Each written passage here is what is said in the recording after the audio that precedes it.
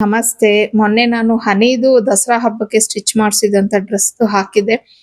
ಎಲ್ಲರೂ ತುಂಬಾನೇ ಒಳ್ಳೊಳ್ಳೆ ಕಮೆಂಟ್ಸ್ ನ ಕೊಟ್ಟಿದ್ದೀರಾ. Thank you so much. ಇವಾಗ ಪಾವನಿಗೆ ಯಾವ ತರ ಸ್ಟಿಚ್ ಮಾಡಿಸಿದೀನಿ ಅನ್ನೋದನ್ನ ನಾನು ಈ ವಿಡಿಯೋದಲ್ಲಿ ಶೇರ್ ಮಾಡ್ಕೊಂತಿದ್ದೀನಿ. ಇನ್ನ ಈ ಪೀಸ್ ಬಂದು ನಾನು ಸುಮಾರು ಒಂದು 3-4 ಮಂತ್ಸ್ ಬ್ಯಾಕ್ ತಗೊಂಡ್ ಬಂದು ಇಟ್ಟಿದ್ದೆ. ಕಟ್ ಪೀಸ್ ಅಲ್ಲೇ ನಾನು ಮಾಡಿಸಿದ್ದು. ಬಾಟಮ್ಗೆ ಅಂತ ಹೇಳಿ 4 ಮೀಟರ್ ನ ಕಟ್ ಮಾಡಿಸಿದೀನಿ. ಇದು ಶಿಮರ್ ಮೆಟೀರಿಯಲ್ ಇದೆ, ಬಟ್ ಆದ್ರೆ ಸಾಫ್ಟ್ ಇದೆ, ಚುಚ್ಚೋದು ಆತರ ಎಲ್ಲ ಏನೂ ಇಲ್ಲ. ಸ್ಕೈ ಬ್ಲೂ ಕಲರ್, ನನ್ಗೆ ಈ ಕಲರ್ ತುಂಬಾ ಇಷ್ಟ ಆಯ್ತು ಅಂತ ಹೇಳಿ ಇದನ್ನ ತಗೊಂಡೆ.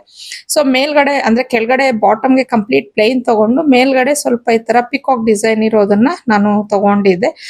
ಬಾಟಮ್ ಏನು ಅಷ್ಟೊಂದು ಕಾಸ್ಟ್ಲಿ ಅನ್ನಿಸ್ಲಿಲ್ಲ, ಬಟ್ ಮೇಲ್ಗಡೆ ಬ್ಲೌಸ್ ಏನು ಕಟ್ ಮಾಡಿಸಿದೆ ಅದು 1 ಮೀಟರ್, ಅದು ಸ್ವಲ್ಪ ಕಾಸ್ಟ್ಲಿ ಆಯ್ತು ನನ್ಗೆ.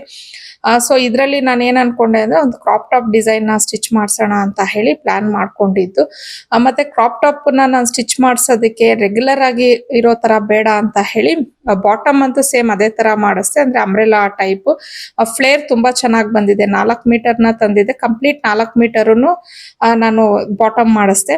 ಇನ್ನ ಟಾಪ್ ಸ್ವಲ್ಪ ಬೇರೆ ತರನ ಸ್ಟಿಚ್ ಮಾಡಿಸ್ದೆ, ಅಂದ್ರೆ ಮಕ್ಳ ಹತ್ರ ಯಾವ ಇಲ್ವೋ ಆ ಟೈಪ್ ಡಿಸೈನ್ ನೋಡಿ ಮಾಡ್ಸೋಣ ಅಂತ ಹೇಳಿ ಹೊಸದಾಗಿ ಟ್ರೈ ಮಾಡಿದ್ವಿ. ನೋಡೋಣ ಯಾವ ತರ ಬರುತ್ತೆ ಅಂತ ಹೇಳಿ.